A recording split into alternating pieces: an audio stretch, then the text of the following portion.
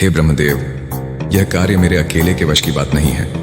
महाभारत की कथा इतनी विशाल है, इतनी गहरी है कि इसे लिखने में युगों लग सकते हैं। मैं इसे किसके साथ पूर्ण करूं? कौन मेरी सहायता करेगा? कौन इतना समर्थ है कि मेरी गति को समझ सके और इस महाकाव्य को सजीव कर सके? व्यास, यह केवल एक कथा नहीं है, यह युगों युगों तक मानवता के लिए एक मार्गदर्शक बनेगी। इस कार्य के लिए तुम्हें एक दिव्य सहायक की आवश्यकता है।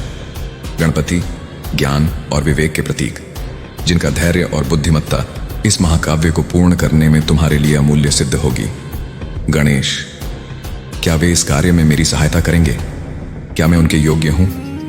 गणपति करुणा के सागर हैं। वे तुम्हारी भक्ति और तुम्हारे संकल्प को देखेंगे। उनकी शरण में जाओ और अपनी विनम्र प्रार्थना से उन्हें इस कार्य के लिए मनाओ। यदि गणेश ही मेरी सहायता कर सकते हैं तो चाहे बर्फीले पर्वत हों या दुर्गम मार्ग, मैं उन्हें ढूंढने के लिए हर प्रयास करूंगा। आओ व्यास, मैं तुम्हारी प्रतीक्षा कर रहा हूं। प्रभु गणेश, आपको मेरा सादर प्रणाम। महाभारत जैसे महान ग्रंथ को लिखने का कार्य मुझे सौंपा गया है, पर यह अकेले मेरे बस का नहीं। मैं आपकी सहायता के लिए आया हूं। व्यास, तुम्हारी भक्ति और ज्ञान ने स्वर्ग तक को प्रभावित किया है। मैं तुम्हारी सहायता करूंगा, पर मेरी एक शर्त है।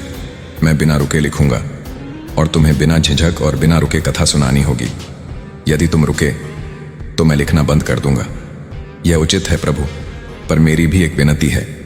यह कथा केवल वर्तमान के लिए नहीं है, यह आने वाले युगों के लिए है। कुछ श्लोक जटिल होंगे, आप उन्हें तभी लिखेंगे जब उनका अर्थ समझ लेंगे। बहुत चतुर हो तुम व्यास, मुझे यह शर्त भी स्वीकार है। आओ, कथा आरंभ करो। नारायणम नमस्कृत्य नरम चैव नरोत्तमम देवीं सरस्वती व्यासम ततो जयमुदीरयेत्। यह केवल एक कथा नहीं है, यह है महाभारत।